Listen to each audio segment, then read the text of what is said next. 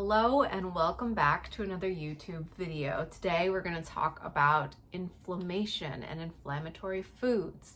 And the inflammatory title of this video, that there are no inflammatory foods.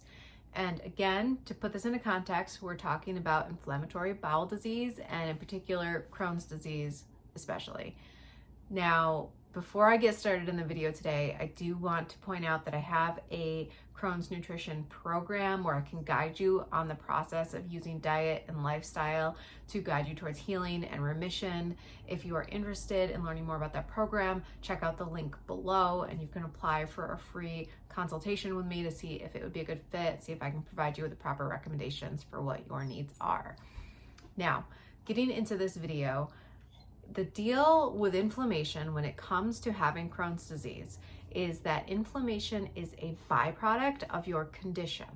Your immune system is attacking your microbiome. When it comes to your microbiome, I have a whole video on this and I'll link that here, but when it comes to the microbiome, you have dysbiosis. And what that means is you have more bad bacteria and less healthy bacteria, right? And this bad bacteria, especially the adherent invasive E. coli in your microbiome, your immune system is starting to attack that. You have some sort of intestinal permeability, things got through that shouldn't have, and your immune system was like, wait, hold on, that's not supposed to be here. And it started attacking that particular thing, and then it creates memory cells. So every time it sees that microbe, it says, okay, this is an invader we need to get rid of. And your intestinal lining is in the way, it's getting damaged and attacked. It's the same thing if you get a cut on your hand, you'll get redness around the cut. That is the inflammation response of the immune response that's happening, because your immune system is going in and it's saying, hey, we got to heal this cut up. And it temporarily causes inflammation because of the immune cells that are going to that area to help, such as interleukin 6, TNF alpha, interleukin 12 and 23, and so on and so forth. Which is why biologics work, because biologics target those elevated immune cells, tamper them down, which causes your immune system, your intestinal lining to be able to rest, the inflammation to go down, and you start healing. You can't heal your gut until your inflammation has gone down. Okay, so there's all of the technical information, right? So when I say there's no inflammatory foods, I mean that when you eat an ice cream cone, you're not getting inflammation. When you're eating a steak, you're not getting inflammation. Like, it's not that you eat the food and then all of a sudden you're inflamed. You know, what is inflammation in that context? I don't even know. Inflammation is a healing. It's an attempt at your body healing, and then it's actually inhibiting the healing. The body's all chaotic and chaos. But the idea is that you can't get inflammation from a food, and in the same regard, you can't get rid of inflammation by eating an anti-inflammatory food. Like drinking olive oil every morning is not going to reduce or get rid of your inflammation. Now, with all of that being said, it doesn't mean that there's things you can't do to change your diet to reduce your inflammation and promote healing, because obviously there are, and that's what I'm all about. So before I get into what you can do, let me just break down some of the science. I have some articles that I'm going to share here. The first one being on red meat, and when they did a study looking at, I think it was like a review study, looking at all of the different red meat, whether or not an excess red meat intake will cause inflammatory markers. And what that means is that when you get your blood drawn, like CRP, those kinds of markers, ESR, to see if those raise up when you eat a lot of red meat. And what they found was that in people that are at risk for cardiometabolic disorders like heart disease, consuming red meat for, I think they did 16 weeks, that it does not increase inflammatory markers. And then on the flip side, let's talk about dairy, because dairy is another big one.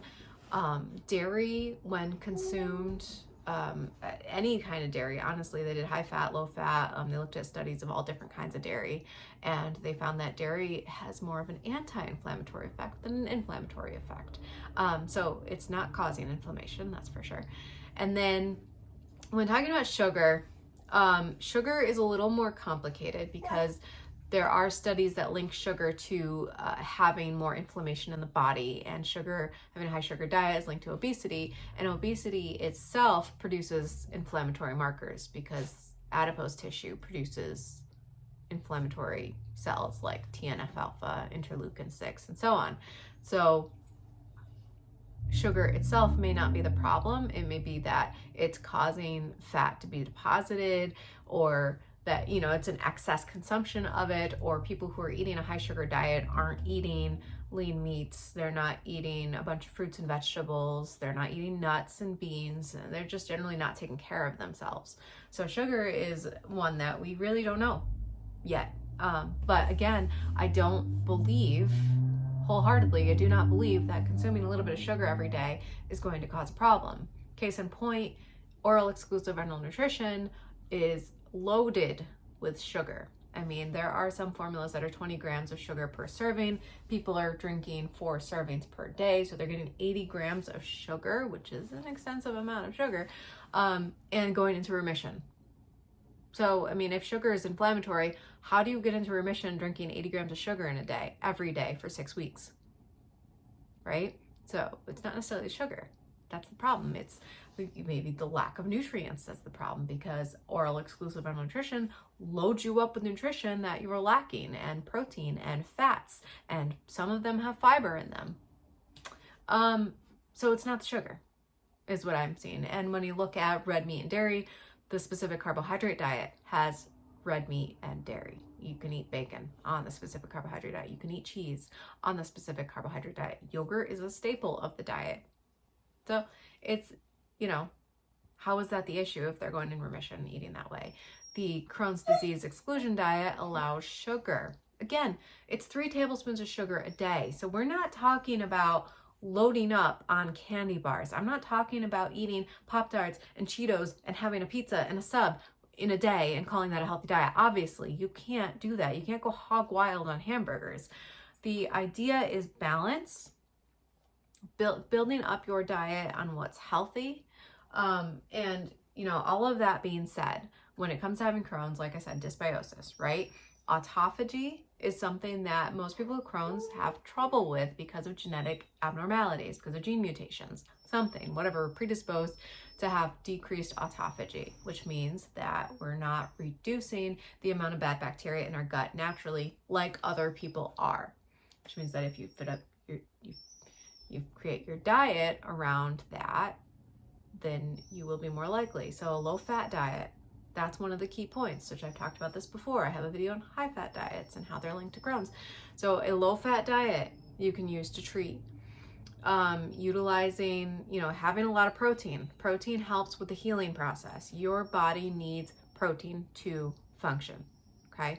So we're talking chicken, we're talking eggs, yogurt, a really good, no processed additives kind of yogurt, like a plain Chobani, plain Faye, those ones are good ones. Low fat diet, adding in that fiber, those apple pectins, fiber from bananas, resistant starch, those all feed your healthy microbes, build them up, create more of them in the gut, and that weeds out the room to have the bad bacteria in there. And then it helps reduce intestinal permeability and things like that, which can also help you heal. So the idea is to modulate the microbiome, change the dysbiosis so that you're having more healthy bacteria, less bad bacteria, and then that will lead to a reduced immune response because you don't have so much of the bad bacteria, which then leads to reduced inflammation, which then, as long as you're having enough protein and you're having all the micronutrients like vitamin D and zinc, your body can start healing your intestinal lining, and then you are in remission. That's it. That's all it takes. Again, I mean, it can get very confusing as to how to implement this though. And that's why I have developed the Crohn'snutrition program. That's why I do these videos to help give you a guide. I'm also over on Instagram. You can go follow me there. I'll have the link below for that. And, DM me, ask me questions. I'm willing to talk. I'm willing to give advice and support. And that's why I'm here, because I don't want you to go through what I went through. I want you to start healing as soon as possible and not struggle with the medications and everything that I did and continue to fail medications. So that's all I have for today. Comment below. I hope this was helpful. Please give it a thumbs up. Subscribe if you are new, and I look forward to speaking with you next time.